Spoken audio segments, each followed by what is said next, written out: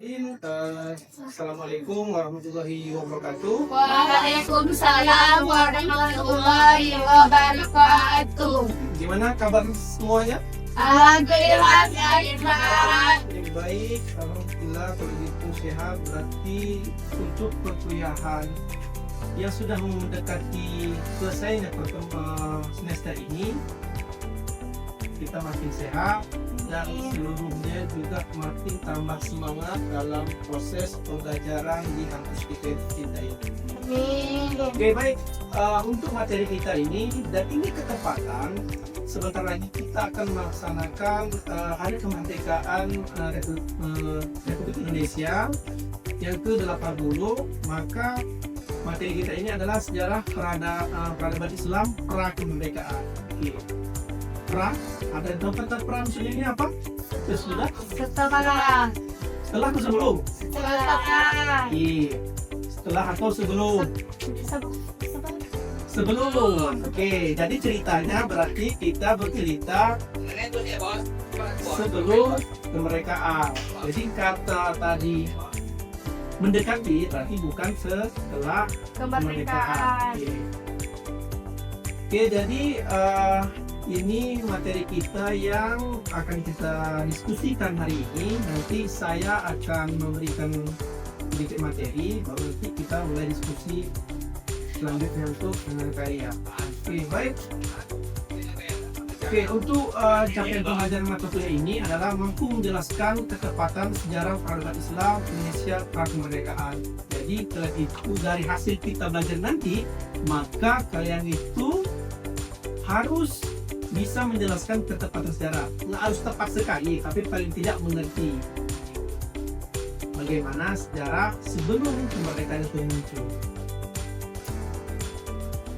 Oke, baik.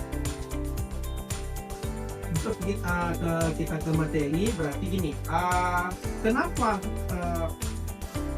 Indonesia lebih dominan atau mayoritas umat beragama Islam? Karena dari fakta sejarahnya mengatakan, dan setelah hasil ini muncul, maka dari Badan Statistik tahun 2024, penduduk agama Islam itu mencapai 87,2% dari sekian penduduk. Jadi nanti bisa kalian lihat di tahun 2025 ini udah berapa penduduk Indonesia sesuai dengan BPS sekarang ini. Oke. Jadi dari angka ini saja kita mengetahui bahwasanya pergerakan agama Islam itu sangat meroket, tidak tanggung-tanggung. Ada beberapa ahli mengatakan bahwasanya Indonesia ini ya biarpun agama Islam ini datang, tetapi sepertinya lebih mendominasi daripada agama lain. Artinya dalam hal ini mengatakan proses yang dilakukan oleh para pendahulu itu sangat berhasil. Ini data yang terbaru. Baik, jadi perkembangan agama Islam itu di abad ke-7 Masehi. Ini kita Masehi, jadi kita menggunakan bulan Masehi, bukan menggunakan bulan Hijriah. Jadi dalam proses ini perkembangannya itu di masa ke-7 Masehi ini, abad ke-7 ini, yaitu melalui jalur perdagangan, perkawinan dan Pendidikan. pendidikan. Oke, dari perdagangan, yang kedua perkawinan. Oke, yang ketiga adalah pendidikan. Jadi di samping dari mereka melaksanakan perdagangan, setelah mereka perkawinan, maka otomatis orang yang datang, pedagang datang, itu memiliki ilmu yang tinggi. Maka dibuatlah suatu lembaga pendidikan atau pendidikan biar masyarakat tersebut dikasih pendidikan tentang agama Islam. Itulah salah satu cara mereka, cara para ulama tersebut atau pendahulu memasukkan agama Islam ke suatu daerah. Oke, bagaimana pengaruhnya? Sangat besar, sangat terasa. Jadi dari yang dilakukan oleh para pendahulu itu, maka ada efek samping yang akan dirasakan oleh pengaruh sosial. Ada Jadi oke, baik. Setelah materi pembukaan ini, saya memberikan kepada kalian ini ada masuknya Islam itu ada mengatakan dari Arab, Gujarat dan Persia. Coba kalian cari tahu bagaimana teori-teori ini berkembang pesat. Maka apakah mana yang benar ini? Soalnya ada beberapa mengatakan Aceh duluan, Sumatera Barat duluan, dan lain sebagainya. Coba kalian diskusikan, saya kasih waktu beberapa menit untuk mendiskusikan ini. Setelah itu kalian paparkan teori Arab itu bagaimana, teori Gujarat itu bagaimana, dan teori Persia itu bagaimana. Oke? Oke, baik. Bisa dibentuk kelompoknya biar kalian lebih enak untuk diskusi. Berapa kelompok, Pak? Dibuat untuk 3 kelompok. Jadi kelompok 1 Arab, kelompok 2 Gujarat, dan kelompok 3 Persia. Oke?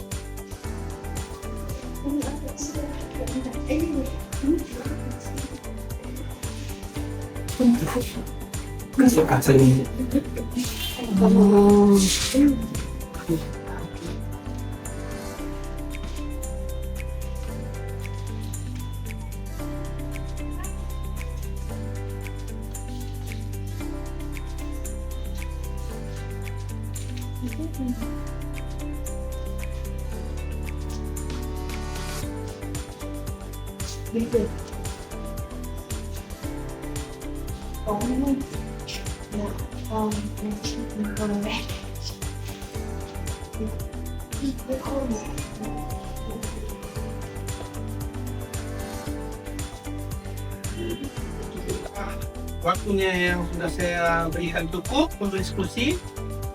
Silakan kelompok Arab boleh membacakan hasil dari diskusinya tentang teori Arab itu bagaimana. Silakan baca. Baca saja. Silakan dibaca. Teori Mekah itu diperkenalkan oleh Haji Abdul Malik Karim Arumullah atau yang kita kenal dengan nama Buya Hamka, seorang ulama dan sastrawan termuka di Indonesia. Beliau menolak seluruh anggapan para sejarawan Barat yang mengatakan bahwa Islam datang ke Indonesia tidak langsung dari Arab.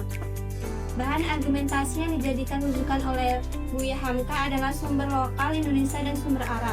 Menurutnya, motivasi awal kedatangan Islam ke Indonesia tidak dilandasi oleh faktor ekonomi, melainkan didorong oleh motivasi spirit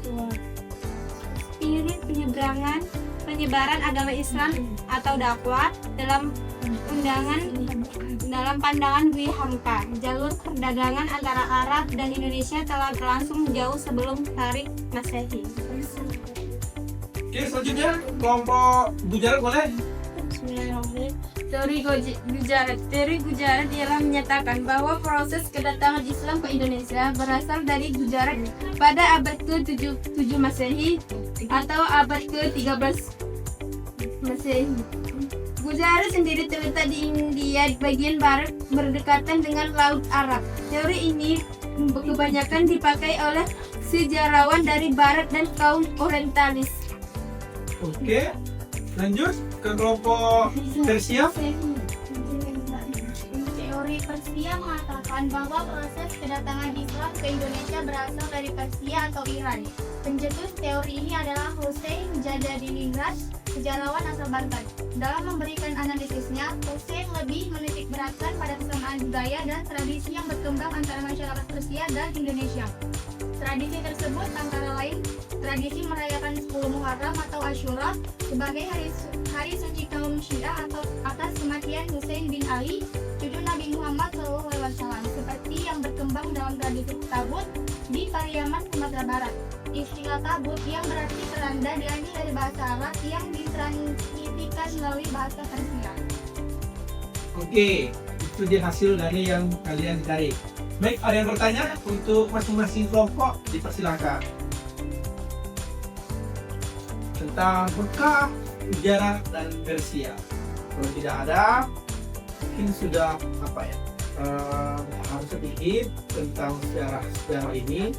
Baik, sedikit saya jelaskan kembali tentang periode awal abad ke-7 sampai ke-15 Masehi, Arab atau Mekah ya.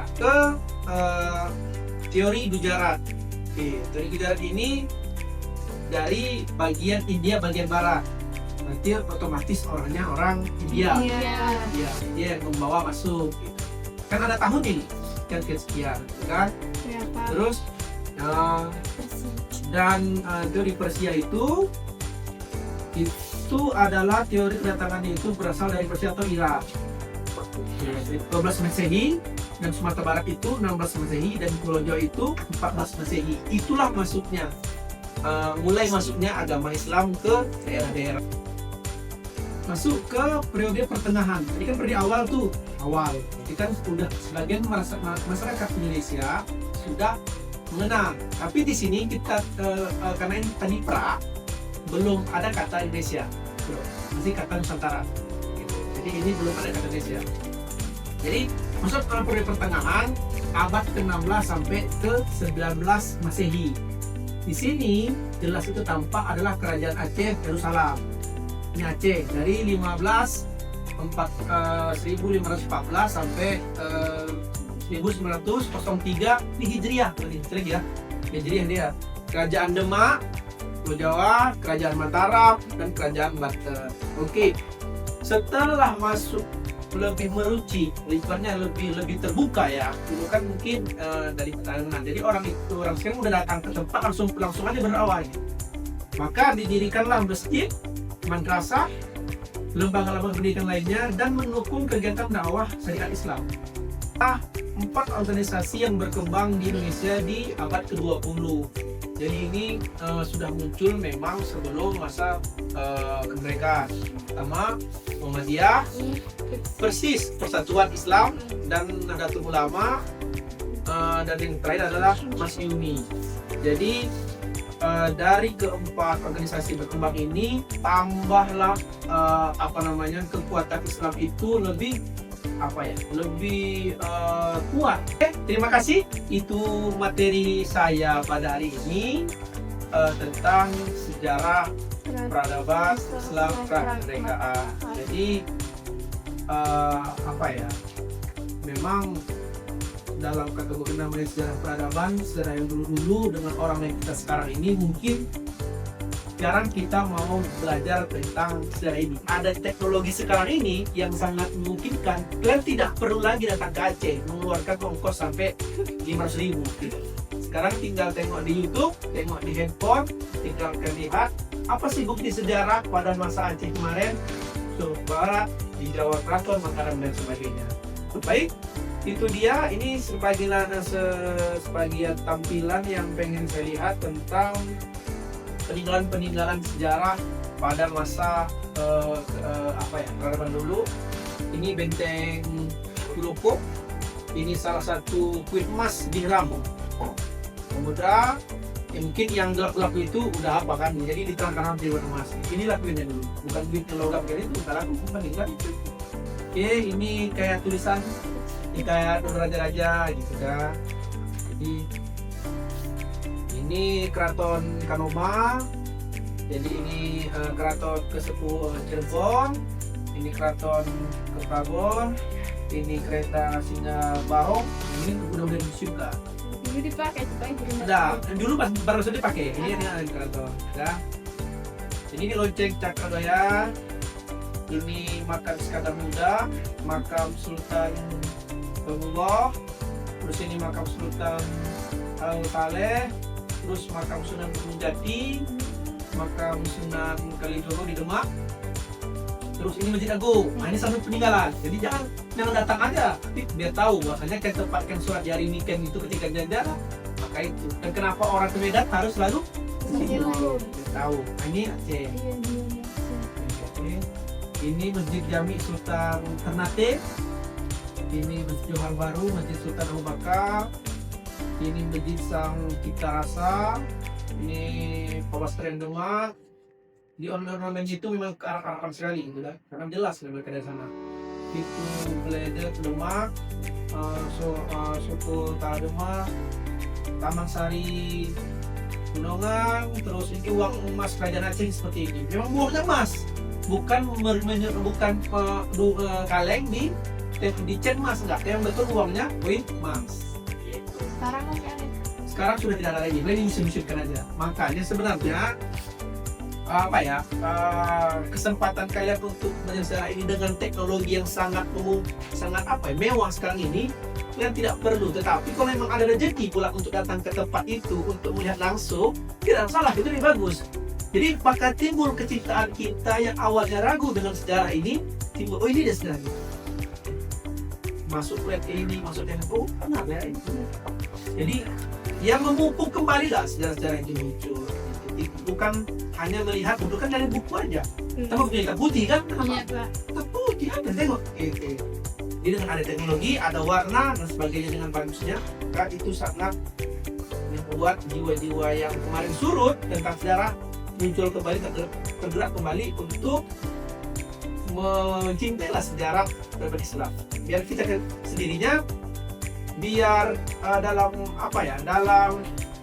beribadah pun, dalam memompa beribadah pun makin oke dengan tahu sejarah. Oke, baik, itu saja pertemuan kita pada hari ini. Karena ini pertemuan terakhir, maka minggu depan kita akan melaksanakan UAS. Jadi tolong dibaca-baca lagi dari materi pertama sampai materi terakhir.